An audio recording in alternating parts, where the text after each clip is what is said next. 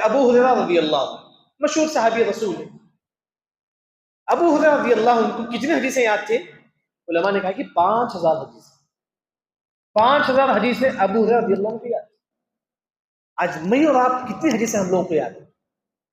دین صرف علماء کے لیے نہیں یاد رکھنا، دین سب کے لیے یاد ہے، دین سب کے لیے۔ حدیثیں چھوٹی چھوٹی حدیثیں یاد کریں، انما الاعمال بالنیات، الصلاۃ النور، والصدقۃ برہان، والصبر ضیاء، چھوٹی چھوٹی حدیثیں۔ ابو ہریرہ رضی اللہ عنہ 4 یا 5 سال میں کتنے 5000 حدیثیں وہ نبی سے روایت کرتے، 5000 حدیث۔ آج ہم لوگ کے پاس تو رواج نہیں، بلکہ سعودی عرب میں بچے کو جو ہے نا حدیث یاد رہتی ہے۔ ہم لوگ بھی جو ہے نا ایسا ماحول بنائے کہ جو ہے نا جیسا بھی ہو سکے گھر میں ہر دن ایک حدیث پڑھے، اس کو یاد کرے، چھوٹی چھوٹی حدیث، کیونکہ حدیث میں آتا ہے نظر اللہ امرأ سمع مقالتی، جو حدیث سنتا ہے اس کو یاد کرتا ہے، اللہ اس کو ہمیشہ خوش رکھتا ہے، دنیا میں اللہ اس کو خوش رکھتا ہے۔ اس وجہ سے جو ہے نا ہم جیسا خوشی کے لیے ہم پھرنے کے لیے جاتے ہیں، ریلیکس کے لیے باغ کو جاتے ہیں، حدیث پڑھنے میں بھی جو ہے نا آپ کو خوشی ملے گی، روحانی خوشی ملے گی، اندر سے آپ کو جو ہے نا سکون اطمینان ملے گا۔ جو حدیث میں کیا حدیث دیکھیے، آپ صلی اللہ علیہ وسلم فرماتے ہیں ما نہیتکم عنہ فاجتنبوہ، آپ صلی اللہ علیہ وسلم نے آپ کو شراب سے روکا، آپ رک جاؤ۔ آپ صلی اللہ علیہ وسلم نے جس چیز سے روکا ہے تم اس سے رک جاؤ۔ آپ صلی اللہ علیہ وسلم نے کہا کہ غیبت نہ کرو، مت کرو، یعنی کہ آپ صلی اللہ علیہ وسلم نے جس برائی سے روکا ہے اس سے رک جاؤ۔ شراب مت پیو، مت پیو، رک جاؤ۔ کب پینا جائز ہے شراب؟ شراب پینا جائز ہے، لیکن کب جائز ہے؟ دیکھیے فقہ جو ہے نا یہ اہم ہے، یاد رکھیں، حدیث اور فقہ بڑا اہم۔ الضرورۃ تبیح المحظورات، اس حدیث کی شرح میں اہل علم نے کہا کہ میدان میں ہی آپ لوگ سمجھو، میدان میں پانی نہیں ہو، پانی نہیں پئیں گے تو آپ کی وفات ہو جائے گی، پانی نہیں، جیسے کہ سعودی عرب کا جو ریگستان جو ہوتا ہے وہاں کہیں بھی ندی وغیرہ نہیں ہوتا ہے، نہر بھی نہیں ہوتا ہے، وہاں صرف شراب کی باٹل، اگر آپ شراب بھی نہیں پئیں گے تو آپ کی وفات ہو جائے گی۔ ایسے وقت مجبوری میں وہ شراب ہم پئیں گے بس، یعنی کہ آپ یوں سمجھو کہ میدان میں ہی کہیں بھی پانی نہیں، صرف شراب کی باٹل ہے، اگر وہ بھی نہیں پئیں گے تو ہماری جان چل جائے گی، مجبوری میں ہم جو ہے نا وہ کام کریں گے، یعنی کہ جس چیز سے آپ صلی اللہ علیہ وسلم نے روکا ہے اسے روکنا چاہیے۔ ہاں اگر مجبوری ہے تو جائز، مجبوری ہے تو جائز ہے، لیکن یہ مسئلہ جو ہے نا کبھی کبھی ہوتا ہے، لیکن جو ہے نا اکثر علماء جو ہے نا قرآن میں بھی اللہ نے کہا فَمَنِ اضْطُرَّ فِي مَخْمَصَةٍ غَيْرَ بَاغٍ وَلَا عَادٍ، مجبوری ہے تو حرام بھی حلال ہو جاتا ہے مجبوری کے وقت۔ پھر اس کے بعد وَمَا أَمَرْتُكُمْ بِهِ فَأْتُوا مِنْهُ مَا اسْتَطَعْتُمْ، آپ صلی اللہ علیہ وسلم نے کہا کہ عبادت کرو، تم عبادت کرو۔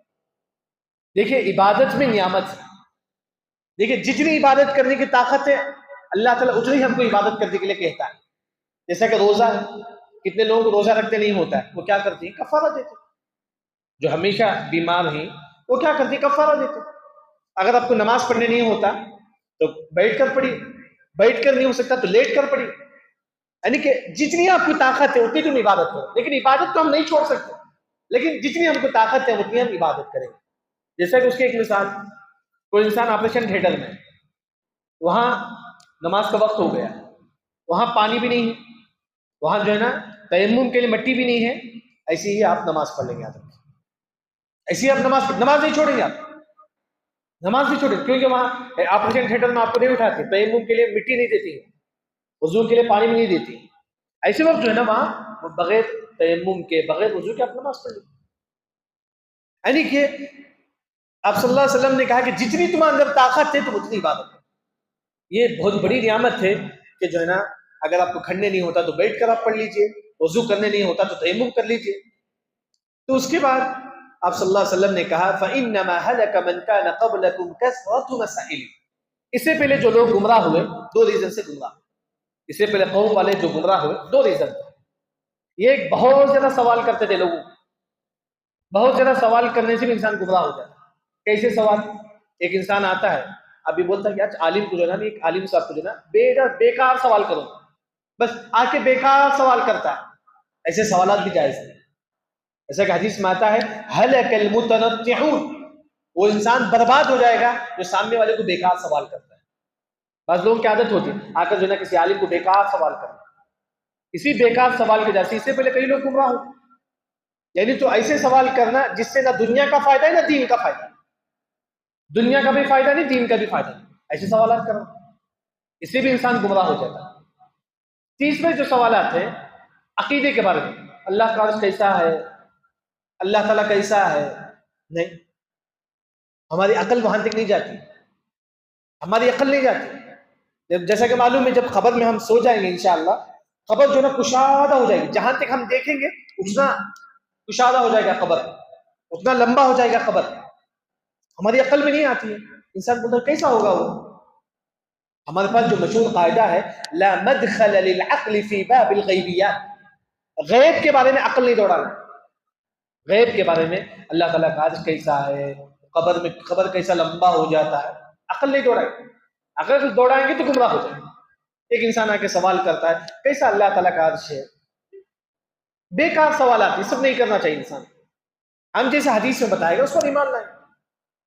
کثرت مسائل، بہت زیادہ سوالات کریں. کیسے سوالات جائز ہے؟ علم کے لیے، علم کے لیے سوالات جائز.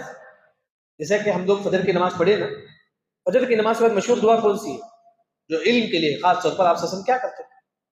اللہم انی اسألک علما نافعا ورزقا طیبا وعملا متقبلا. خاص طور پر آپ وسلم جو ہے دین کی شروعات اس حدیث سے کرتے ہیں، اللہ مجھے صحیح علم دے اور حلال رزق دے. تیسرا میں جو بھی عمل کرتا ہوں آج وہ قبول کروں. آج کی شروعات ہم نے تین ایک عظیم دعا ہے، یاد رکھیں، دین اور دنیا دونوں چیز. یہ دعا ہم لوگ پڑھیں. دیکھیے کثرت مسائل واختلافهم علی انبیاء، انبیاء کے میں اختلاف کرنا. یعنی کہ کوئی حدیث ہے آپ بولتے ہیں کہ میرے عقل میں مجھے سمجھ میں نہیں آتی، ایسے انسان گمراہ ہو جائے گا. بولتا ہے کہ مجھے وہ حدیث مجھے سمجھ میں نہیں آتی، انسان گمراہ ہو جائے. جیسا کہ حدیث میں آتا ہے ساخ کا اصل ساخ گندگی کہاں ہوتی ہے؟ نیچے ہوتی ہے. حدیث میں کیا ہے؟ اوپر تم مسح کرو. ایک انسان بولتا ہے کہ نہیں مجھے سمجھ میں نہیں آتا، یہ کیسا اوپر مسح کرنا، تو انسان گمراہ ہو جائے گا. انبیاء نے جو بات بتائی ہے تم اس پر عمل کرو. یہ مت سوچو کہ کیوں عشاء کی نماز 4 رکعت ہے، جی کیوں سوالات نہیں کرنا. انبیاء نے جو دین لا کر ہے اس کے بارے میں سوالات نہیں کرنا. اگر وہاں عقل دوڑائیں گے تو انسان گمراہ ہو جائے گا. اسی وجہ سے جو انسان عقل دوڑاتا ہے دین میں، اسی دنیا میں گمراہ ہو جائے گا. اسی دنیا نوح علیہ السلام کا بیٹا کنعان پہاڑ کے اوپر کھڑا ہوگا. نوح علیہ السلام نے کہا کہ آ جاؤ اے میرے بیٹے تم کشتی میں آ جاؤ کیونکہ اب پانی آنے والا ہے. نوح علیہ السلام کا بیٹا نے کہا کہ نہیں، میں پہاڑ کے اوپر کھڑا ہو جاؤں گا، وہاں پانی نہیں آئے گا. اس نے عقل کو دوڑا ہے نوح علیہ السلام کا بیٹا. تو کیا ہو گیا؟ اسی دنیا میں برباد ہو گیا. اسی دنیا میں امام ابن تیمیہ رحمہ اللہ نے درء تعارض العقل والنقل مشہور کتاب ہے، اس میں ذکر کرتی کہ جو انسان عقل دوڑاتا ہے اسی دنیا میں گمراہ ہو جائے گا، برباد ہو جائے گا. نوح علیہ السلام کا بیٹا کنعان عقل دوڑاتا ہے، پہاڑ کے اوپر جا کے کھڑا ہو جاؤں گا تو بھی بچ جاؤں گا. جبکہ مفسرین نے کہا اوپر سے گرم پانی نیچے سے ٹھنڈا پانی. نوح علیہ السلام کی قوم پر جو عذاب آ کر تھے اوپر سے گرم نیچے سے ٹھنڈا، اس سے 40 دن تک پانی آتا، پورے لوگ ہلاک ہو. کون بچے؟ نوح علیہ السلام ان کی کشتی میں. یعنی کہ عقل نہیں دوڑانا چاہے دین میں. تو وہی جو ہے نا ایک مشہور حدیث ہے الحمدللہ، اس میں جو بات بتائی گئی ہے آپ صلی اللہ علیہ وسلم نے جس چیز سے روکا ہے اسے رک جاؤ، جس چیز کا آپ صلی اللہ علیہ وسلم نے تم کو حکم دیا ہے تم وہ عمل کرو. تیسری بات جو ہے 2 چیزوں سے منع ہے. ایک زیادہ سوالات نہیں کرنا ہے. ہاں مفید ہے دین کے بارے میں آپ سوال کیجئے، ایسے سوالات جس کا نہ دین میں فائدہ ہے نہ دنیا میں فائدہ ہے. ایسے سوالات بعض لوگ بولتے ہیں ایسا ہوا تو کیا مسئلہ ہے مول صاحب، ایسا ہوا تو. اہل علم نے کہا جب ہوا تو آپ پوچھو، اس سے پہلے مت پوچھو. اگر کوئی ایسا مسئلہ ہوا تو پوچھو، اس سے پہلے مت پوچھو. اسی وجہ سے انسان جو ہے نا دین کے مسائل جو ہے نا جو ضروری ہے وہ سوال پوچھے، بیکار سوالات نہیں پوچھنا چاہیے. اسی طرح دین میں عقل کو نہیں دوڑانا چاہیے. اللہ رب العزت سے دعا ہے اللہ تعالیٰ ہم تمام کو صحیح دین سمجھ کر عمل کرنے کی توفیق عطا فرما. سبحانک اللہم و بحمدک اشہد ان لا الہ الا انت استغفرک و اتوب الیک.